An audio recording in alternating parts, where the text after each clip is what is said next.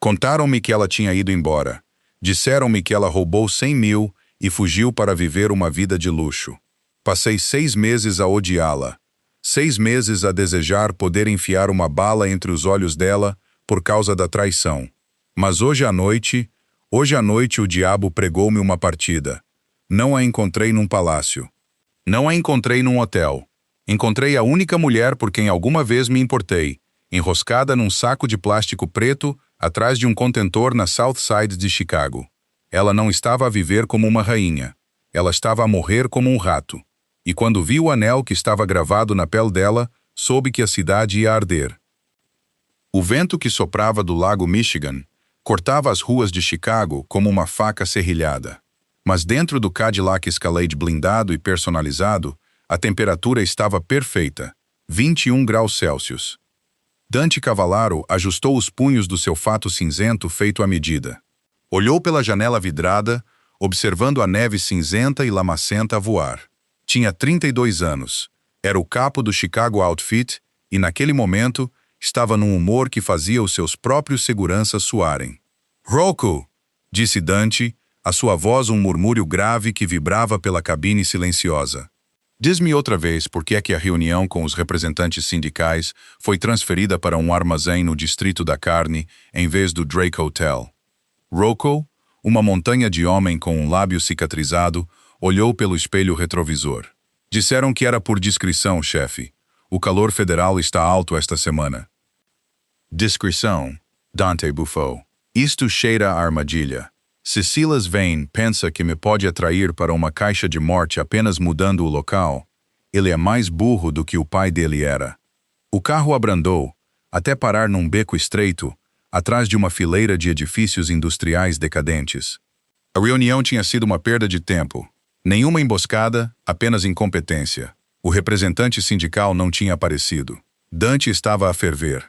Ele odiava perder tempo tanto quanto odiava a traição. "Chefe, há um caminhão a bloquear a saída", disse Rocco, a mão a ir instantaneamente para o Glock guardado debaixo do casaco. "Parece avariado." "Move-o, ou esmaga-o", Dante ordenou. Verificou o seu Rolex. 2 da manhã. Rocco e o segundo guarda, um homem esguio chamado Benny, saíram para o frio cortante para inspecionar a obstrução. Dante ficou lá dentro, a navegar no telemóvel. Pausou numa foto na sua galeria encriptada. Era uma foto tirada de uma câmara de segurança há 6 meses. Uma rapariga com cabelo loiro-mel preso num coque desgrenhado a esfregar um chão de mármore. Sophie Miller, a sua antiga empregada de limpeza. A rapariga que o olhou, não com medo, mas com uma curiosidade desafiadora que o levava à loucura. A rapariga que tinha desaparecido na mesma noite em que $100 mil sumiram do seu cofre, juntamente com um conjunto de livros de contas sensíveis. Apagou a foto pela 100ª vez, sabendo que a restauraria da nuvem mais tarde. Ele sempre o fazia. Tom. Um som veio de fora, mal audível sobre o motor a trabalhar. Não era o caminhão. Veio da pilha de sacos de lixo empilhados contra a parede de tijolos à direita do carro. Os olhos de Dante estreitaram-se. Baixou a janela 1 centímetro. O cheiro de comida podre e gordura velha atacou-lhe o nariz. "Rocco", chamou Dante. "Verifica o lixo. Provavelmente são só guaxinins, chefe ou um viciado", gritou Rocco de volta por cima do vento. "Eu disse, verifica", disse Dante. Abriu a porta e saiu. O frio atingiu-o, picando-lhe o rosto. Os seus sapatos de couro envernizado esmagaram o gelo sujo. Ele não sabia por quê, mas os pelos da sua nuca estavam eriçados. Era esse instinto, o predador a sentir a presa, ou talvez a sentir uma armadilha. Rocco chutou um dos sacos pretos de alta resistência. "Ei, desaparece!" O saco moveu-se. Um gemido baixo e patético escapou. Não era um animal, era humano. O nojo contorceu o lábio de Dante. Ele odiava a imundície da cidade. Virou-se para voltar para o carro. "Tira-os do caminho, Rocco. Não quero passar por cima de um corpo ao sair." Rocco desceu e agarrou o plástico, rasgando-o para arrastar o desabrigado para o lado. O plástico rasgou facilmente. Uma mão pálida caiu, flácida e azul de frio. Depois um ombro. Depois um rosto. Dante congelou. O mundo pareceu parar de girar. O vento silenciou. A mulher estava enroscada numa posição fetal, vestindo apenas uma t-shirt rasgada, fina e demasiado grande, encharcada de sangue e sujidade. As suas pernas estavam cobertas de nódoas negras, a ficar roxas e amarelas. O seu cabelo, outrora aquele loiro mel vibrante, estava emaranhado com lama e algo escuro e pegajoso. Mas ele conhecia a curva daquela mandíbula. Conhecia a forma daqueles olhos, mesmo que um estivesse inchado e fechado. Sophie, o nome rasgou-lhe a garganta, soando estranho. Rocco congelou, olhando do corpo para o seu chefe. Chefe, conheces este viciado? Dante não respondeu. Moveu-se mais rápido do que em anos. Caiu de joelhos na lama, estragando o fato de $3.000, e rasgou o resto do plástico. O cheiro era atroz. Infecção, sangue velho e lixo. Sophie tremia violentamente, os olhos a revirarem nas órbitas. Estava mal consciente. Os seus lábios estavam gretados e azuis.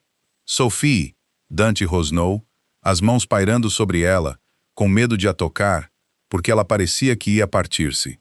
Ela piscou um olho, focando-se nele vagamente. Um olhar de puro terror não adulterado lavou-lhe o rosto. Ela arrastou-se para trás, empurrando-se mais para o lixo, gemendo. Não, não, por favor. Não lhes disse. Não, por favor, não me queimem outra vez. O coração de Dante batia contra as costelas como um martô. Queimá-la? Ele estendeu a mão e agarrou-lhe o pulso para a tirar da imundície. Ela gritou um som cru e quebrado que ecoou nas paredes de tijolo. Enquanto ele segurava o pulso dela, a manga da t-shirt dela deslizou. Dante olhou.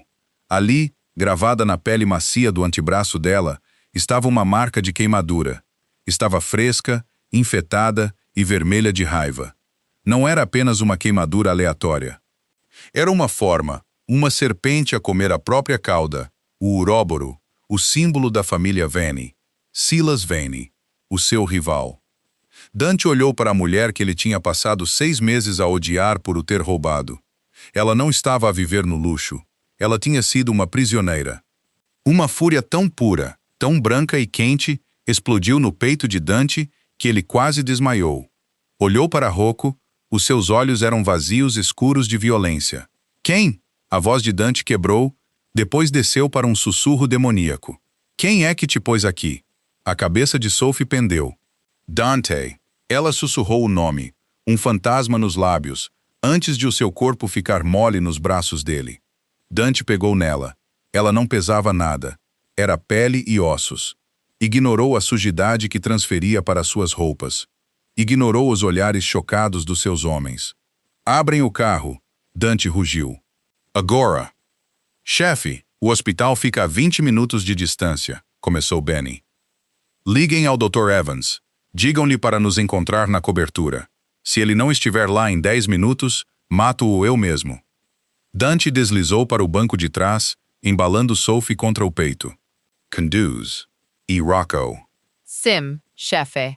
Descobre quem devia estar nesta reunião. Descobre todos os que sabiam que vínhamos para cá. Ninguém sai de Chicago hoje à noite. Ninguém. A cobertura no topo da Torre Cavalaro dominava toda a cidade. Geralmente era uma fortaleza de solidão, fria, moderna e imaculada. Hoje à noite era um centro de trauma. Dante passeava pelo corredor fora do quarto principal.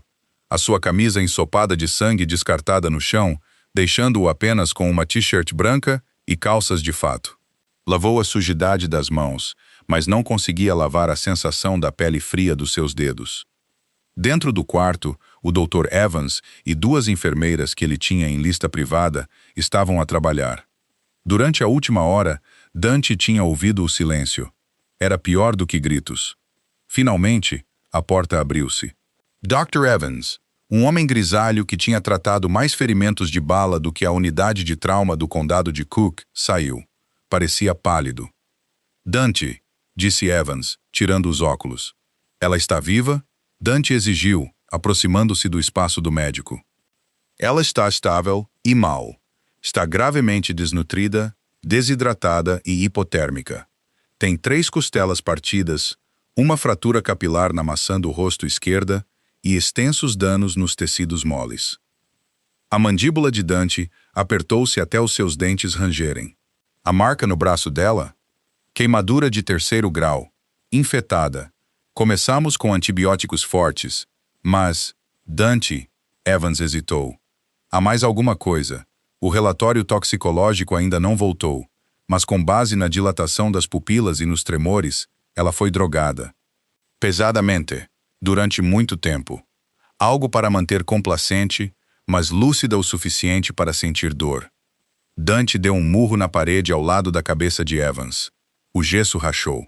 Silas. Ela precisa de descansar, disse Evans, sem hesitar. Ela conhecia Dante bem o suficiente para saber que a violência não era direcionada a ele. Ela acordou por um momento quando estávamos a colocar a IV. Ela estava frenética. Ela não parava de perguntar sobre o livro de contas. Disse que o escondeu. Dante congelou. O livro de contas. A razão pela qual a tinha odiado. A razão pela qual pensou que ela o tinha traído. Deixa-me vê-la. Dante, ela está traumatizada. Vê-lo pode... Sai do meu caminho. Dante empurrou o médico e entrou no quarto. Cheirava a antisséptico e lavanda. O cheiro dos lençóis limpos a tentar mascarar o odor persistente do beco. Sophie parecia minúscula na enorme cama king size. Estava ligada a monitores, o braço enfaixado, o rosto inchado.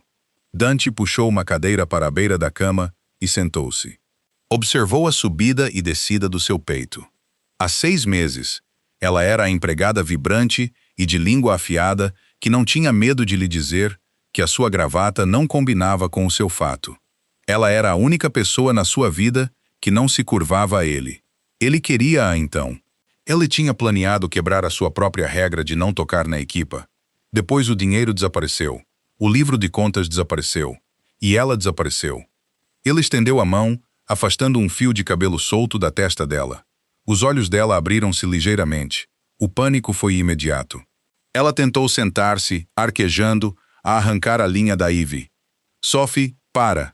Dante latiu, agarrando-lhe os ombros para a imobilizar. Sou eu, sou o Dante. Ela congelou, olhando para ele. Os seus olhos estavam arregalados, vidrados com sedativos. Lágrimas acumularam-se nos cantos. Dante, ela raspou. A sua voz soava como se tivesse estado a gritar durante dias. Vais matar-me agora? A pergunta atingiu-o mais forte do que uma bala. Não, disse ele suavemente, os polegares a acariciarem a clavícula dela. Não te vou matar. Disseste que ias. Ela sussurrou, uma lágrima a deslizar pela sua têmpora. Se alguma vez te roubasse. Disseste. Pensei que tinhas fugido, Sophie. Pensei que tinhas levado o dinheiro. Não levei. Ela soluçou, o corpo a tremer. Ele levou-me naquela noite na garagem. Ele disse que se eu não lhe desse os códigos, ele matava-te. Não lhes dei, Dante. Juro. Engoli a chave. Eu levei o livro de contas e escondi-o no... Ela tossiu, a sufocar o próprio pânico. Ele manteve-me no escuro. Por tanto tempo. Dante sentiu a torção doentia da culpa no estômago. Enquanto ele amaldiçoava o nome dela, bebia uísque e contratava assassinos para a encontrar para que pudesse castigá-la, ela estava a ser torturada para o proteger. Quem? Dante exigiu suavemente. Foi Silas Vane? Ela abanou a cabeça fracamente. Silas? Silas esteve lá. Ele fez a marca. Mas não foi ele quem os deixou entrar. Não foi ele quem lhes deu o horário de segurança. Dante ficou imóvel. Quem foi? Sophie fechou os olhos com força, tremendo. Foi o homem com o anel de prata, aquele que te chama irmão. Dante parou de respirar. O homem com o anel de prata. Havia apenas uma pessoa que usava um anel como aquele e chamava Dante irmão porque eles tinham crescido no mesmo orfanato antes do outfit os acolher.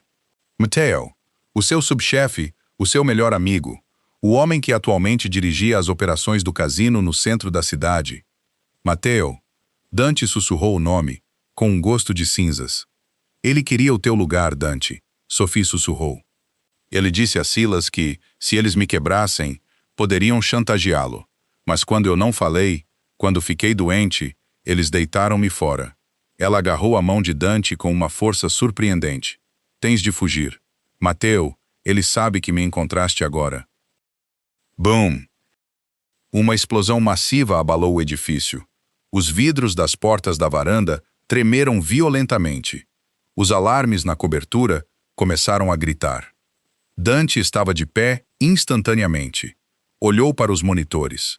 Os poços do elevador tinham sido violados.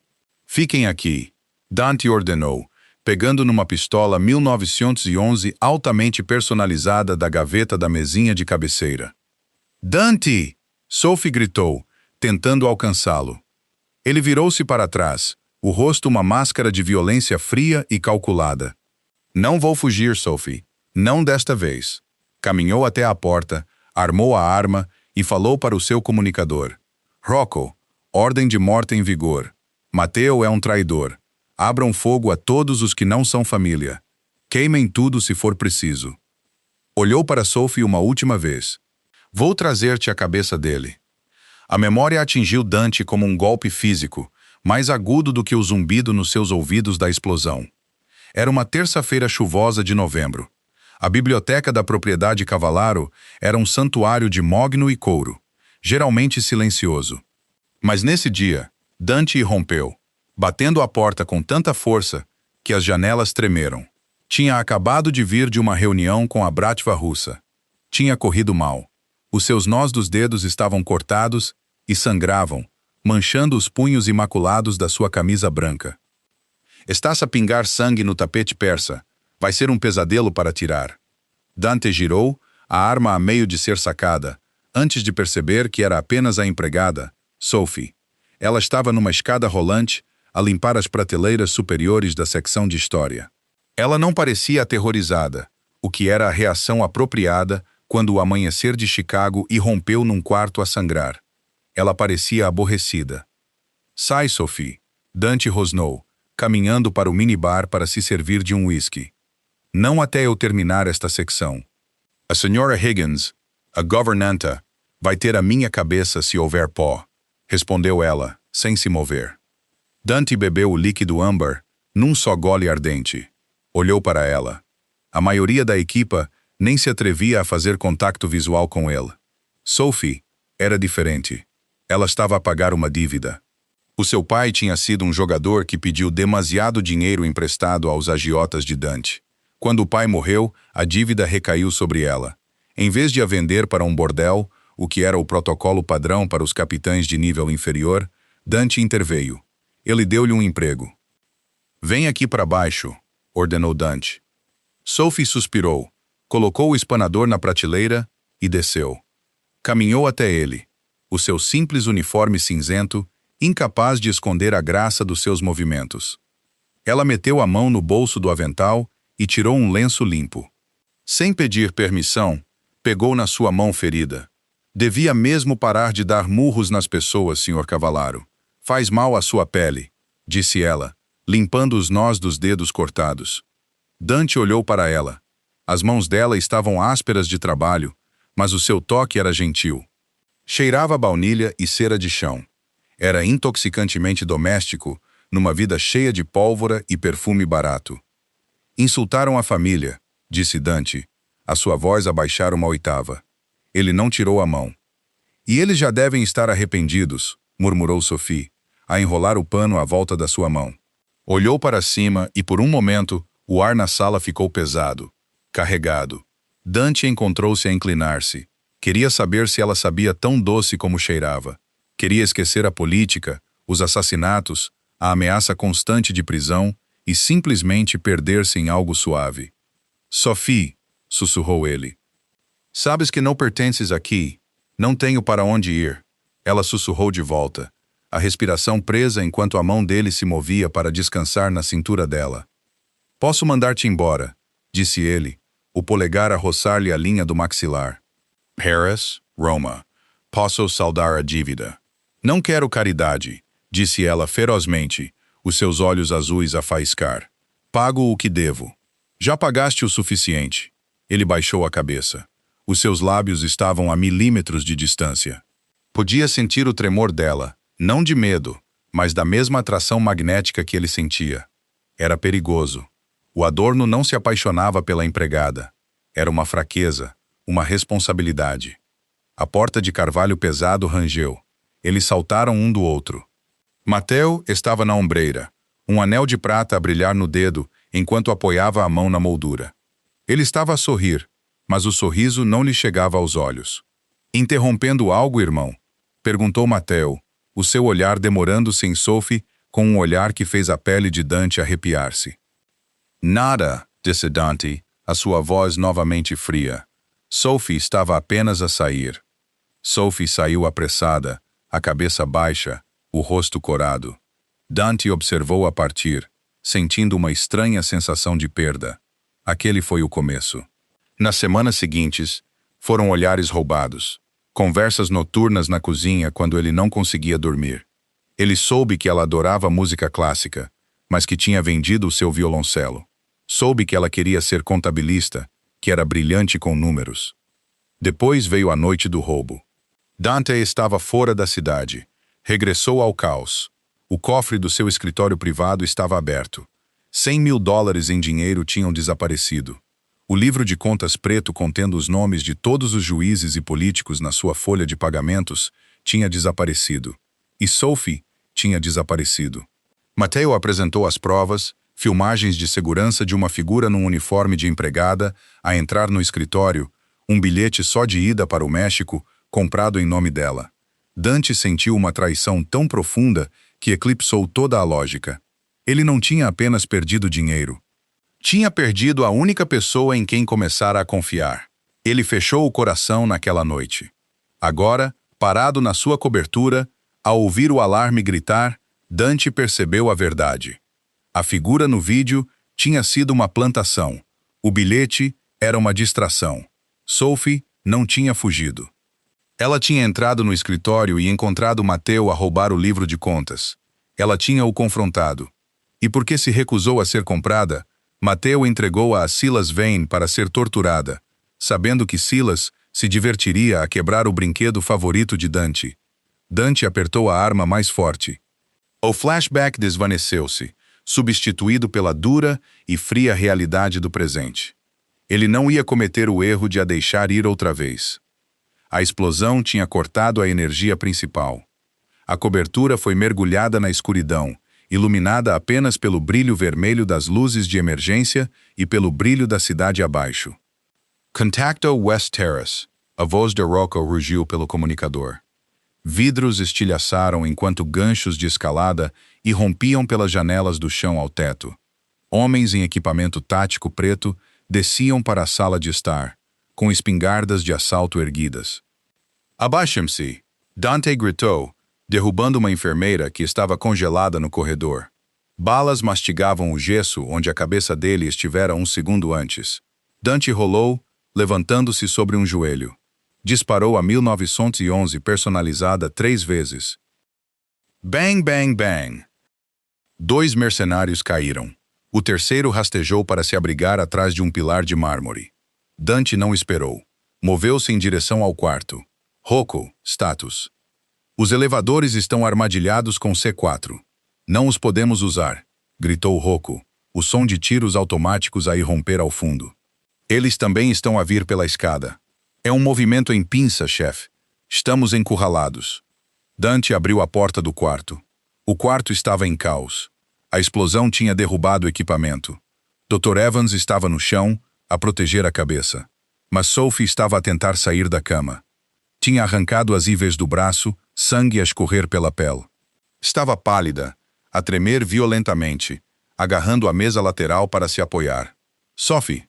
Dante guardou a arma e correu para ela. Que raio estás a fazer? Eles vieram por mim. Ela arquejou, os olhos selvagens. Mateo! Ele sabe que estou aqui.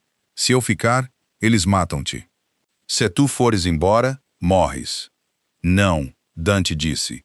Pegou num casaco grosso de lã do armário e enrolou-o à volta do seu corpo trêmulo. Ela era tão frágil, ele podia sentir as costelas dela através do tecido. Consegues andar? Eu. Acho que sim. Deu um passo e os joelhos dela cederam. Dante apanhou-a, antes que ela caísse no chão. Ok, mudança de planos, resmungou Dante. Pegou nela nos braços, segurando-a com força contra o peito. Ela enterrou o rosto no pescoço dele, o cheiro a pólvora e a colônia cara sobrecarregando os seus sentidos. Dr. Evans! Dante latiu. Pegue na mala médica. Vem conosco. Para onde? Balbuciou o médico. A sala do pânico está comprometida se eles tiverem explosivos, disse Dante, a mente a trabalhar taticamente. Vamos para o cofre. O cofre, Sophie sussurrou. A minha garagem privada, subcave. Dante abriu a porta do quarto e saiu para o corredor. O ar estava espesso com fumo. Rocco, recua para a biblioteca. Ativa o protocolo da estante. Rocco e Benny apareceram da fumaça, disparando tiros de supressão pelo corredor principal para manter os mercenários afastados. Vão, chefe. Nós cobrimos-te, gritou Benny. Uma granada rolou pelo chão, parando a uns 3 metros deles. Movem-se! Dante rugiu, protegendo o corpo de Sophie com o seu inti, enquanto se atirava para a biblioteca. Boom! A onda de choque fez as portas da biblioteca saltarem das dobradiças. Detritos choveram sobre eles. Sophie! Sophie gritou um som agudo e aterrorizado que cortou Dante. Tenho-te! Dante sussurrou ao ouvido dela, espanando o gesso do cabelo dela. Tenho-te! Moveu-se para a enorme estante na parede de fundo. Puxou um livro específico encadernado em couro. O Conde de Monte Cristo. O mecanismo clicou. A pesada estante abriu-se, revelando um poço de elevador de aço. Era um elevador de serviço dos anos 20, fora dos esquemas digitais. Entrem, Dante ordenou a Evans. Levou Sophie para dentro. Rocco e Benny tropeçaram atrás deles, Benny agarrando um ombro sangrento. Dante fechou a grade e apertou o botão para a subcave. O elevador sacudiu e começou a descer lentamente, demasiado lentamente. Acima deles, podiam ouvir os mercenários a invadir a biblioteca. Gritos, tiros. Vão cortar os cabos, ofegou Rocco, a recarregar o seu Glock. Não, disse Dante, os olhos a ajustarem-se à luz fraca do poço. Este elevador funciona com um sistema hidráulico separado, mas eles estarão à espera lá embaixo. Sophie olhou para ele. A adrenalina estava a desvanecer-se e a dor estava a regressar. Dante, por que vieste por mim?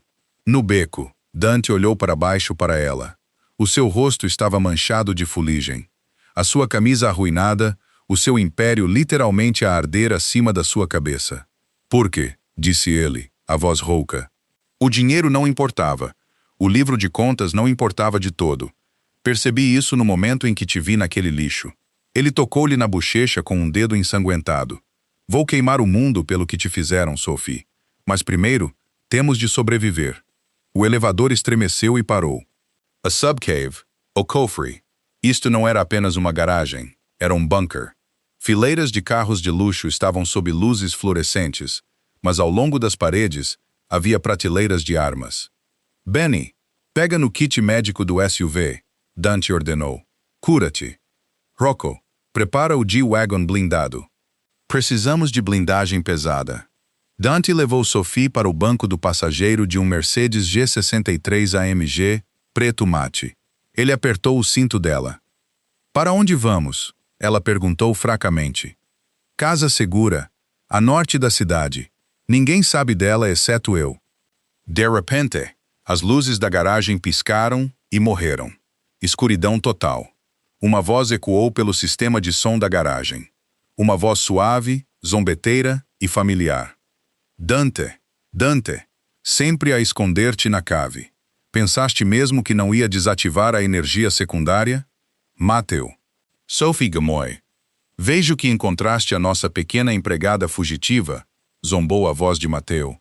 Ela não devia ter sobrevivido ao inverno. Trabalho descuidado de Silas. Mas não importa. Não pode sair de carro, irmão. Soldei as portas de saída e despejei gás no sistema de ventilação. Dante cheirou. O ar estava a mudar. Um cheiro químico adocicado. Não gás de cozinha, agente nervoso ou algo combustível. Ele vai sufocar-nos, disse Rocco, o pânico a entrar na sua voz. Dante olhou para as portas blindadas, seladas no fim da rampa. Depois olhou para a parede de armas. Depois olhou para o G-Wagon. Rocco, disse Dante calmamente. Pega no RPG da parede. Chefe, ele soldou as portas. Dante subiu para o banco do condutor e ligou o motor. O V8 rugiu, ecoando na tumba de betão. Então fazemos a nossa própria porta. Olhou para Sophie. Cobre os ouvidos e abre a boca. Vai ficar barulhento. Dante, não podes. Rocco disparou o lança-granadas propulsado por foguete. Ele apontou não para as portas, mas para a parede de blocos de cimento mais fraca adjacente à rua. Whoosh, crack, boom. Poeira e detritos explodiram para dentro. Um buraco do tamanho de um caminhão apareceu, revelando a rua nevada lá fora. Agarrem-se! Gritou Dante. Ele pisou o acelerador. O G-Wagon disparou. Os pneus a chiar. Voaram sobre os detritos, atravessando as ferragens restantes, e aterraram com força no asfalto do beco. Tiros irromperam imediatamente dos telhados. Balas ricochetearam inofensivamente no vidro blindado. Dante girou o volante, derrapando o carro maciço para fora do beco e para a estrada principal. Pisou no acelerador, a tecer pelo trânsito, deixando a torre em chamas para trás.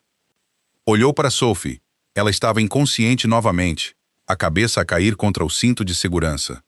Rocco, liga para os rapazes em Nova York, disse Dante, os olhos fixos na estrada, frios e mortais. Diz-lhes que Chicago caiu. Diz-lhes que vou pedir todos os favores. Mateo quer guerra. E eu vou dar-lhe um massacre. A Casa Segura era uma fortaleza disfarçada de cabana de troncos, enterrada nas profundezas dos bosques nevados do norte de Wisconsin, a 3 horas de Chicago. Estava fora da rede, sem telefone por satélite na internet, apenas energia gerador. Durante 3 dias, Dante não dormiu. Sentou-se na poltrona ao lado da lareira no quarto principal, a observar Sophie. Ela estava a lutar contra uma febre que o Dr. Evans dizia que a podia matar. A infecção da marca no braço dela tinha se espalhado para o sangue. O corpo dela está exausto, Dante, tinha dito Evans, a mudar a bolsa de IV. E ela está a lutar, mas não tem mais reservas. Dante olhou para a mulher na cama. Parecia uma boneca de porcelana que alguém tinha partido e colado mal. O seu rosto estava a curar lentamente, as nódoas negras a passar de roxo para um amarelo doentio. Mas ela estava tão magra. Na quarta noite, a febre cedeu. Dante estava a cochilar na cadeira, a mão pousada sobre o edredão perto do pé dela. Acordou com o som de soluços. Sophie estava acordada, enroscada numa bola apertada, a olhar para o fogo. Ela não estava a gritar desta vez. Ela estava a chorar silenciosamente, lágrimas a molhar a almofada. Sophie. Dante moveu-se instantaneamente, sentando-se na beira da cama. Ela encolheu-se, puxando os cobertores até ao queixo. Desculpa, ela sussurrou, a voz rouca.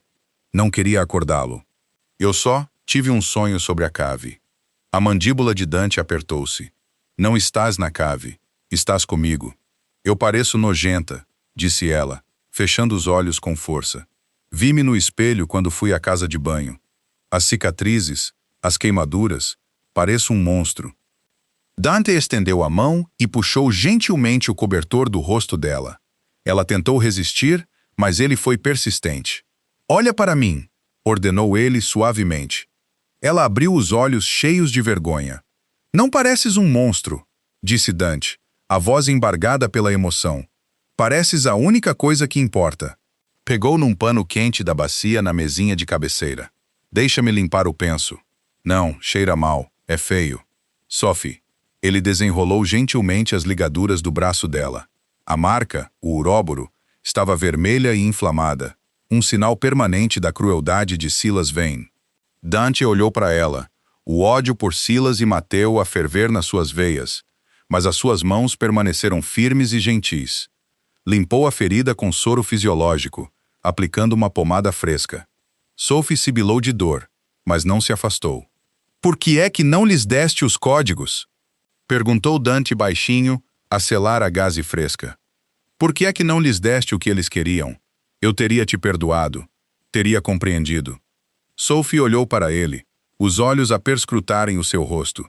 Por que não era só dinheiro, Dante? O livro de contas tem os nomes dos juízes, do chefe de polícia. Se Mateo conseguisse aquilo, ele não te roubaria apenas o dinheiro. Ele mandava-te para a prisão para sempre, ou mandava-te executar. Ela estendeu os dedos finos, acariciando a barba por fazer dele. Eu não podia deixá-los matar-te, mesmo que me odiasses. Dante fechou os olhos, recostando-se ao toque dela. A culpa era uma pedra pesada no seu peito. Ele tinha passado 6 meses a amaldiçoar o nome dela, enquanto ela estava a suportar o inferno para lhe salvar a vida. Nunca te odiei, admitiu Dante, a voz a rachar. Odiei que não conseguisse deixar de pensar em ti. Inclinou-se e pressionou a testa contra a dela.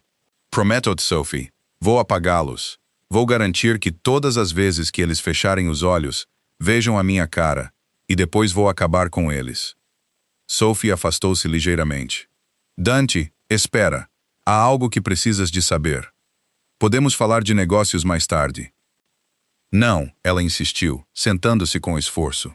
Quando eu estava na cela, Silas gostava de se gabar. Achava que eu estava quebrada. Achava que estava demasiado drogada para entender. Dante ouviu atentamente. Silas trata do dinheiro do Mateo agora, disse ela. Ele queixou-se do calendário de transferências. Disse que todo o dinheiro líquido da aquisição, tudo o que vos roubaram, mais os lucros do casino, está a ser transferido esta noite. Os olhos de Dante estreitaram-se. Transferido para onde? Para o porto. Estão a enviá-lo em contentores para uma conta offshore nas Caimão, através de uma empresa de fachada.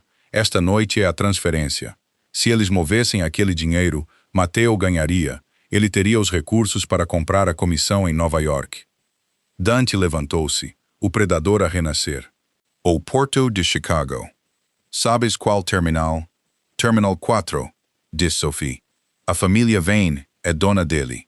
Dante verificou o relógio. Eram 22h30. Caminhou até a porta. Descansa, Sophie. O Dr. Evans está lá fora. Para onde vais? Perguntou ela, o medo a regressar aos seus olhos. Dante parou na ombreira, a luz do fogo a projetar longas sombras no seu rosto. Parecia um anjo caído, bonito e aterrador.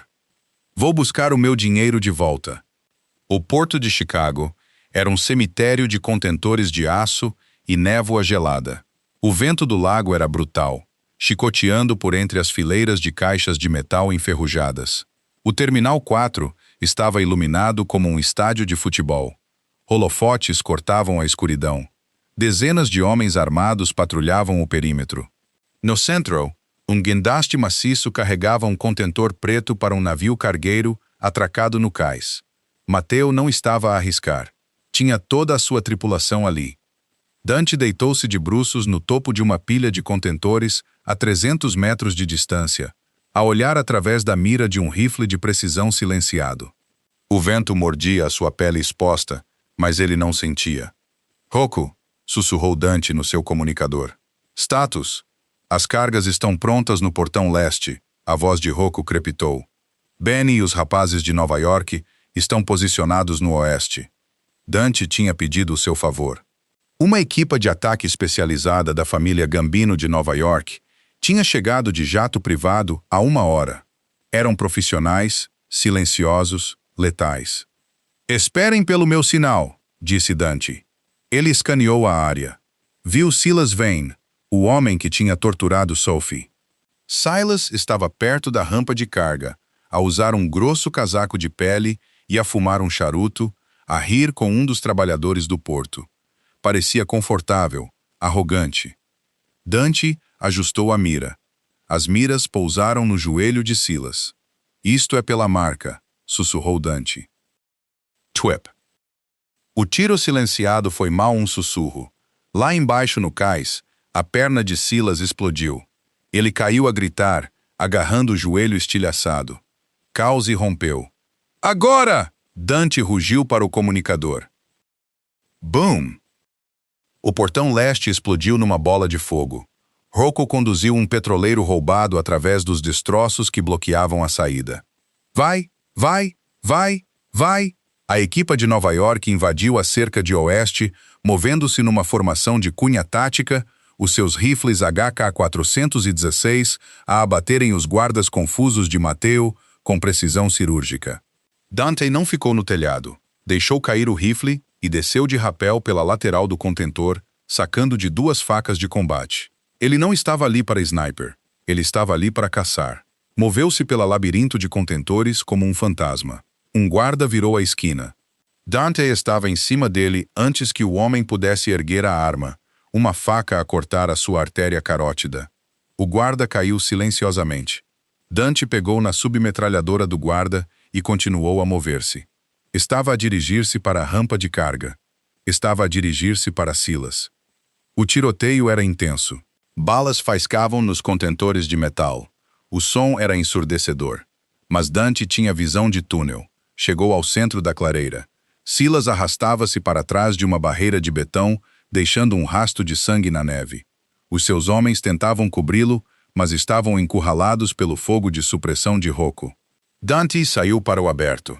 2 guardas viram-no e viraram-se para disparar. Dante não quebrou o passo. Disparou 2 rajadas. Ambos os guardas caíram. Caminhou até a barreira de betão. Silas olhou para cima. O rosto pálido e suado, os olhos arregalados de choque. Dante. Silas gaguejou, sangue a borbulhar dos seus lábios. Eu pensei que estavas morto. Dante pairou sobre ele, lançando uma longa sombra. Chutou a arma da mão de Silas. Pensaste mal, disse Dante friamente. Não fui eu. Foi o Mateo, Silas gritou, levantando as mãos. Ele fez-me fazê-lo. Dante disparou-o no outro joelho. Silas gritou um som agudo que foi engolido pelo vento. Isso foi pelas costelas partidas, disse Dante, a voz desprovida de misericórdia. Agachou-se, agarrando Silas pelas lapelas do seu caro casaco e arrastando-o para perto. Onde está ele? Dante sibilou. Onde está o Mateo? Ele está no barco, Silas arquejou, soluçando. Ele está no navio cargueiro. Ele está a ir embora com o dinheiro. Por favor, deixa-me ir. Dante olhou para o navio maciço. Os motores estavam a roncar. A passarela já estava a ser içada. Mateo estava a cortar as suas perdas. Ele estava a fugir. Dante olhou de volta para Silas. Gostas de fogo? Não gostas, Silas? Gostas de marcar pessoas? Dante tirou um sinalizador da sua colete tático. Rachuou e carregou um sinalizador. Não, Silas gemeu. Sophie envia os seus cumprimentos. Dante disparou o sinalizador a queima-roupa no peito de Silas. O magnésio acendeu-se instantaneamente, queimando através do casaco e da carne, com um calor branco e ofuscante. Dante virou-se e correu para o navio, deixando o homem a gritar para queimar na neve. Correu pelo cais. A passarela estava a 3 metros de altura. O navio estava a afastar-se do cais. Dante não hesitou. Saltou. Os seus dedos agarraram a borda do corrimão de metal. Idealmente, teria içado-se sem esforço, mas estava cansado e o metal estava gelado. Ele escorregou. Uma mão perdeu o apoio. Ficou a pairar com um braço sobre a água gelada do lago Michigan, a hélice maciça a girar abaixo dele. Chefe! Gritou Rocco do cais, demasiado longe para ajudar. Dante cerrou os dentes, os músculos a gritar. Pensou em Sophie naquela cama. Pensou no medo nos olhos dela. Rugiu, balançando as pernas e a prender um calcanhar sobre o corrimão. Com uma explosão de força histérica, puxou-se para cima e sobre o corrimão, caindo no convés de metal do navio. Estava a bordo, e algures neste navio, a esconder-se como um rato num labirinto, estava o seu irmão. O convés do navio cargueiro. O Iron Lady era uma folha de gelo escorregadia. O vento uivava do lago Michigan, mascarando o som dos passos de Dante enquanto ele se movia em direção à ponte. O seu fato estava rígido de gelo, agarrando-se ao seu corpo como uma armadura.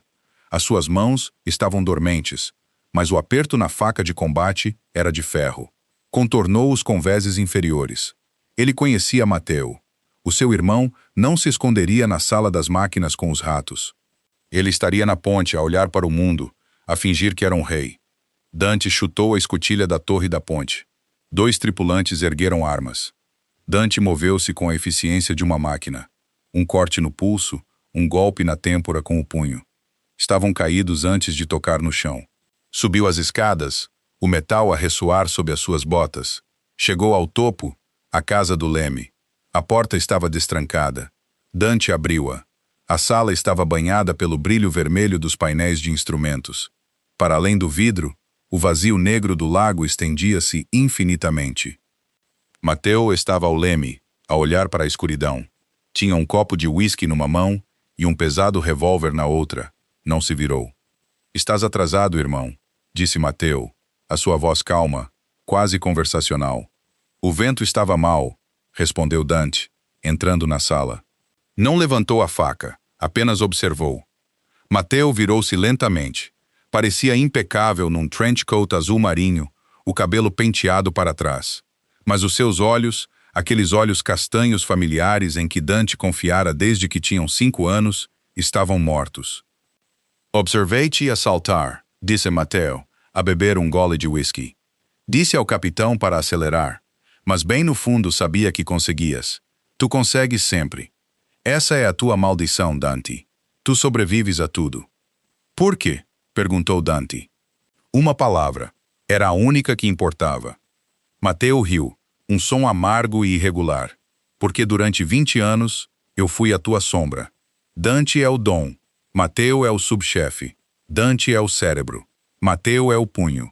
Construí este império contigo, tijolo por tijolo sangrento. Mas quem recebe o respeito? Quem recebe o medo? Tu. Levantou o revólver, apontando-o ao peito de Dante. E depois, trouxeste-a, cuspiu Mateo. Uma empregada. Um pedaço de lixo com uma dívida. Olhaste para ela com mais respeito numa semana do que me olhaste numa década. Percebi então que eras fraco e os fracos não merecem o trono. Ela protegeu-me, disse Dante a aproximar-se. Ela suportou a tua tortura e não se quebrou. Ela tem mais honra no dedo mindinho do que tu em todo o teu corpo. Honra é para os mortos, Mateo rugiu. Bang!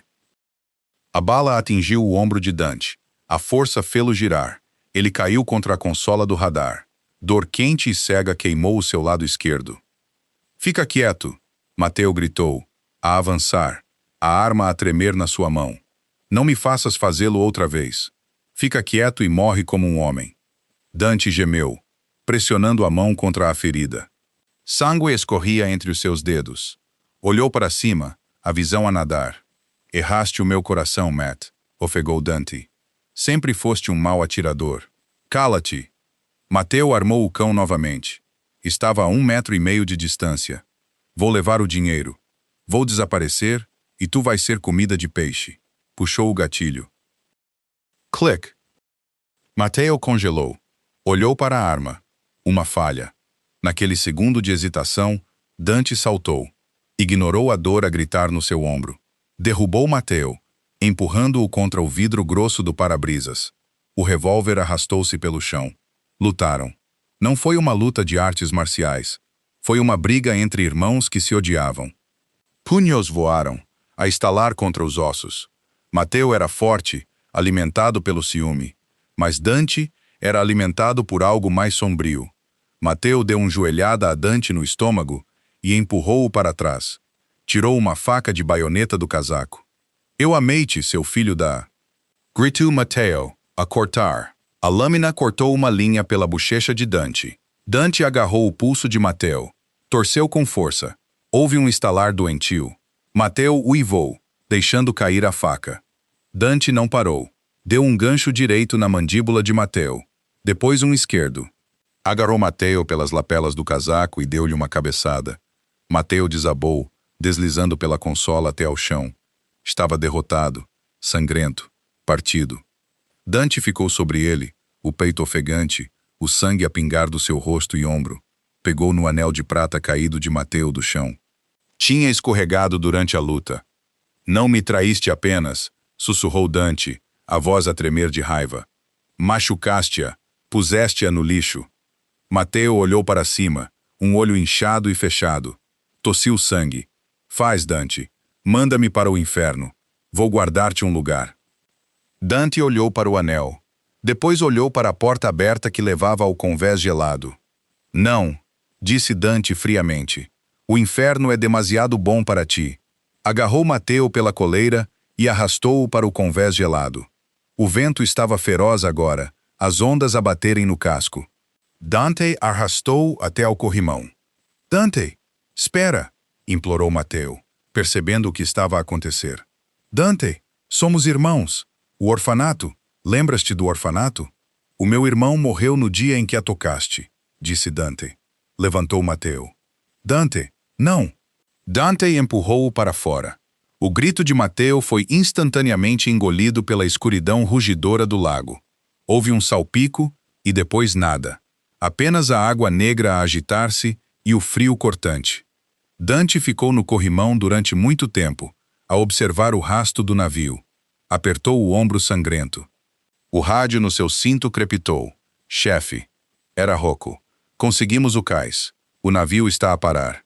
A guarda costeira foi subornada. Vamos buscá-lo. Dante levou o rádio aos lábios. Acabou, Rocco. E Mateo? Dante olhou para o local vazio no convés. Ele perdeu o barco. O inverno tinha derretido, deixando Chicago molhada e cinzenta, mas viva. A cobertura Cavallaro tinha sido reconstruída. As paredes eram agora de aço reforçado. Os vidros, à prova de bala. Já não era apenas uma casa. Era uma fortaleza. Dante estava na varanda, a ajustar os punhos. O seu ombro ainda doía quando chovia, um lembrete permanente, mas a ferida tinha sarado. A porta atrás dele deslizou aberta. Sophie saiu. Parecia diferente. As bochechas ocas tinham enchido. A sua pele estava radiante. Usava um vestido preto feito à medida que gritava poder. O seu cabelo loiro mel cascava sobre os ombros. As cicatrizes no braço dela ainda estavam lá, mas ela não as escondia mais. Usava-as como pintura de guerra. A comissão está à espera, disse ela, a sua voz firme e confiante. Os donos de Nova York e Vegas estão na sala de reuniões. Dante virou-se para olhar para ela. Já não via a empregada. Já não via a vítima no beco. Viu a única pessoa no mundo que sabia o custo da lealdade. Deixa-os esperar, disse Dante. Caminhou até ela, abraçando-lhe a cintura. Ela derreteu nele naturalmente, pousando as mãos no peito dele. Estás nervoso? Perguntou ela. Por um quarto cheio de velhos que me querem matar? Não, Dante sorriu. Estou nervoso com o que vais fazer com as folhas de orçamento mais tarde. Tu és implacável com as despesas, Sophie. Ela riu, um som leve e genuíno que afastou as sombras dos últimos meses. Alguém tem de te manter honesto, Sr. Cavallaro. A expressão de Dante suavizou. Ele meteu a mão no bolso e tirou uma pequena caixa de veludo. Sophie parou de respirar. Ele abriu-a. Não era um diamante. Era uma banda simples e elegante feita de platina com uma pequena esmeralda incrustada. Não ajoelho, disse Dante suavemente. E não faço romance. Mas preciso que saibas uma coisa. Esta cidade é minha. O dinheiro, o poder, os soldados, é tudo meu. Mas eu sou teu. Pegou na mão dela, a que tinha a leve cicatriz da linha da Ive, e deslizou o anel no dedo dela. Ficarás ao meu lado, Sophie, através do sangue e do fogo. Sophie olhou para o anel, depois para os seus olhos escuros e perigosos. Não hesitou. Subiu nas pontas dos pés e beijou-o. Um beijo que sabia a promessa e perigo. Até a cidade arder, Dante, sussurrou contra os lábios dele. E mesmo assim, eu estarei a segurar os fósforos. Dante sorriu, um sorriso real. Pegou na mão dela, e juntos viraram-se e voltaram para dentro para governar o seu reino. E este é o fim da história de Dante e Sophie. De um beco gelado na South Side ao topo do submundo do crime, é um lembrete brutal que, por vezes, a lealdade não se encontra nas linhas de sangue. Encontra-se nas pessoas que sangram por ti. Dante passou meses a procurar um traidor, apenas para perceber que o traidor era o seu próprio irmão, e o herói era a rapariga que ele quase deitou fora. Agora, tenho uma pergunta para vocês, rapazes. Se vocês fossem Dante, conseguiam ter perdoado Mateo? Ou a traição familiar é a única coisa que nunca pode ser perdoada? Digam-me a vossa resposta nos comentários abaixo. Leio todos. Se gostaram desta montanha-russa de uma história, por favor, esmaguem o botão de like. Ajuda muito o canal a crescer. E subscrevam com as notificações ligadas para não perderem a próxima saga. Tenho uma história para a semana que vem sobre um guarda-costas bilionário e uma herdeira secreta que vocês definitivamente não querem perder. Obrigado por ouvirem e vemo-nos no próximo capítulo.